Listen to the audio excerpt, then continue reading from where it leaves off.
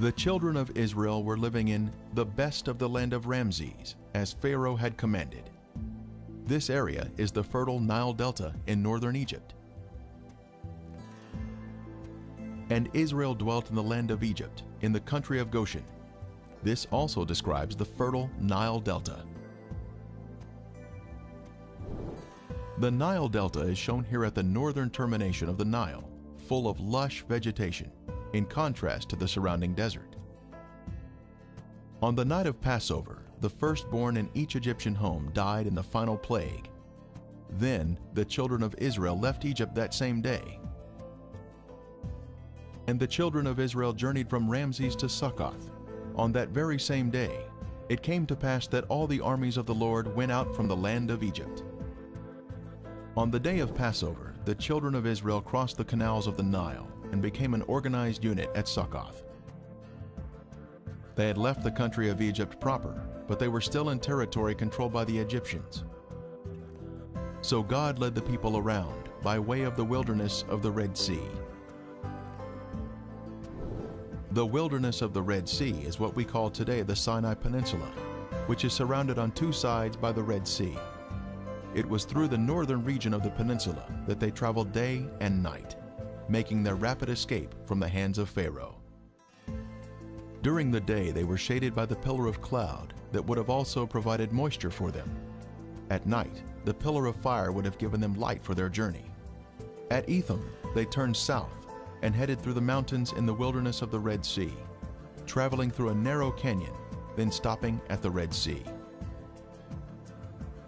This expanse of water is called the Gulf of Aqaba today, but in Moses' day, it was called the Red Sea. King Solomon also built a fleet of ships at Ezion-Geber, which is near Elath, on the shore of the Red Sea, in the land of Edom. Ancient Elath is modern-day Eilat, Israel. Our modern Gulf of Aqaba is the ancient Red Sea, or Yam Suf. This is the beach where the children of Israel were trapped with nowhere to escape. The Egyptian army was fast approaching, and it appeared death was imminent. The children of Israel cried out, "Because there were no graves in Egypt, have you taken us away to die in the wilderness? Why have you so dealt with us to bring us out of Egypt?" The children of Israel were already out of Egypt when they were preparing to cross the Red Sea. This would exclude any crossing of the Bitter Lakes or the Gulf of Suez. It was at this site that God was preparing to demonstrate to His people a great miracle that would prove His loving care for them.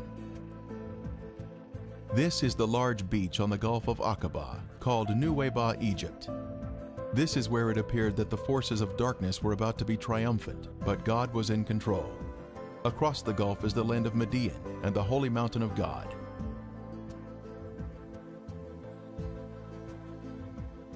They were to camp between Migdol and the sea, Migdol meaning a fortified city or tower. At the north end of the beach are the remains of an ancient fort, still partially standing today.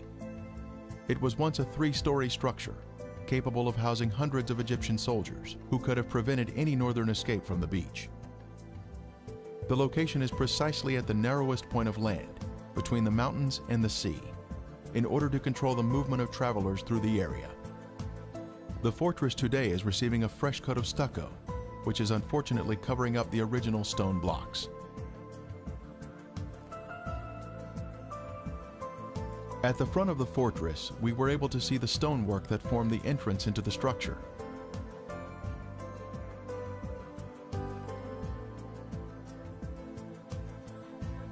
In the middle of the courtyard, we can see an ancient well that would have supplied the fresh water for the many Egyptian soldiers that were housed here.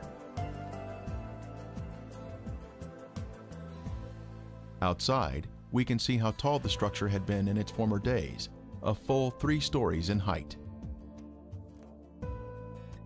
Another description of the location for the Red Sea crossing was Camp before Pi-Hahiroth, which means mouth of a hole or canyon. As the children of Israel entered the beach, they had made their way through a system of canyons or wadis and encountered this beach at the Red Sea. The Bible tells us, "They are entangled in the land, the wilderness hath shut them in. They had finally made it through the canyons that snaked their way through the mountains, but now they were trapped on the beach. And the angel of God who went before the camp of Israel moved and went behind them, and the pillar of cloud went from before them and stood behind them. So it came between the camp of the Egyptians and the camp of Israel. It was here that the pillar of cloud blocked the Egyptians from advancing toward the children of Israel. For there was on each side a ridge of mountains that terminated at the sea, which were impassable by reason of their roughness, and obstructed their flight. There must have been excitement as they reached the beach at the sea, but that soon turned to gloom as they discovered their plight. They were trapped on the beach, awaiting their death at the hands of Pharaoh. From the middle of the beach, we can see the opening of Pi-hahiroth in the distance, but we head south in order to locate an amazing marker here at the beach.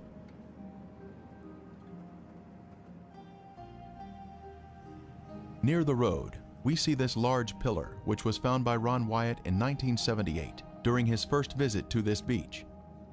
It had fallen down and was lying in the edge of the water, but today it is about 500 feet from the sea and has been set in concrete.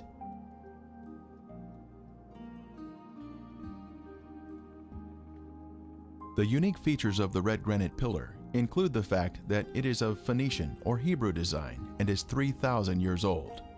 It was placed here for a reason, to mark the location of the crossing of the Red Sea on dry ground.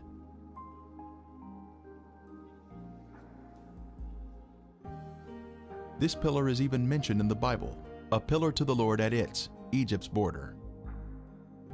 At the south end of the beach is where we can see the pillar. A matching column on the other side of the Gulf in Saudi Arabia was found by Ron Wyatt in 1984 and was shown to Saudi authorities.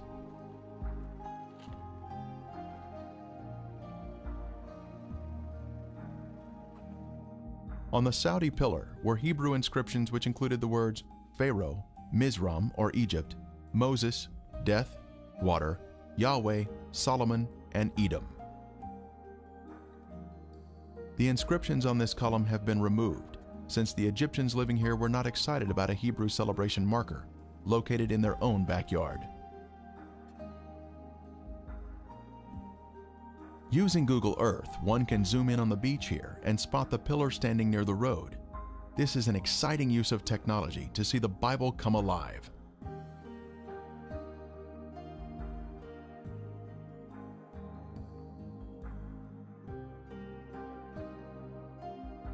The pillar stands here today as a testimony of truth, marking the location of the Red Sea crossing.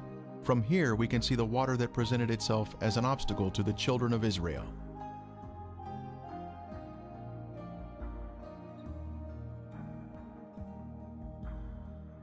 A short distance downhill, we come to the edge of the water where a wonderful miracle took place, where the Lord provided protection to His people, even though they were angry and complaining. Are you not the one who dried up the sea, the waters of the great deep, that made the depths of the sea a road for the redeemed to cross over? For centuries, this beach has been named for the crossing of the Red Sea at this exact spot. On Google Earth, we can see the name Nuweiba at this point on the beach. This older, detailed map reveals to us the complete name of the beach. Nuweiba is short for Nuweiba al-Muzayina. The name on this beach, Nuweiba al-Muzayina, gives us confirmation that we are in the correct location. The translation of that name means waters of Moses opening. This is where the waters opened by the hand of God. The Lord demonstrated to His people that He would be their protector and deliverer in times of trouble. Through divine providence, we have confirmation that we are at the correct location. Moses once stood here with the children of Israel, and the water was opened before them by the hand of God. An amazing testimony of truth. Depth charts of the Gulf of Aqaba show the Eilat Deep to the north and the Aragonese Deep to the south. Between these two deep areas is a path through the sea. When Ron Wyatt was at this spot in 1978, he decided to inspect the waters here for any evidence that may have been left behind from approximately 20,000 chariots, plus the horses, horsemen, and foot soldiers. What he found has been confirmed by others. Diving in the water here is extremely easy, since the water is very clear with high visibility. Investigations have revealed artifacts which confirm our previous conclusions about the site. The sea floor is smooth and contains gradual contours. Our first artifact to inspect is this chariot wheel that still has 3 of its 4 spokes, plus the hub is extending upward. We see 90-degree angles here, which are a sign of man-made structure. The Lord looked down upon the army of the Egyptians, and he took off their chariot wheels.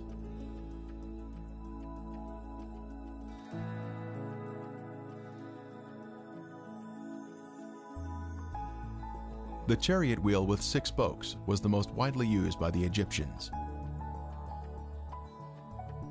Egyptian chariots were known to use metal hubs in the center of the wheels.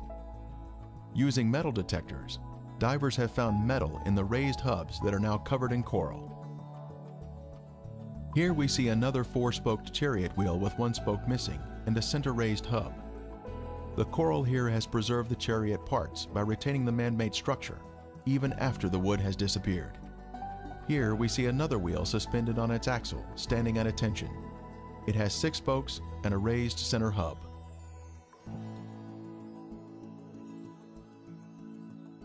Ron Wyatt made many dives here and located many artifacts. This could have once been a chariot cab. This appears to be another round chariot wheel.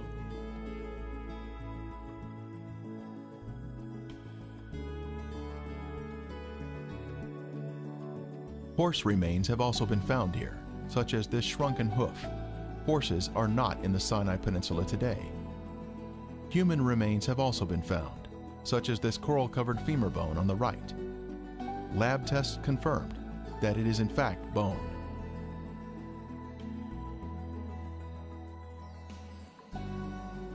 Other bones have also been found. A cross-section reveals the bone inside the coral.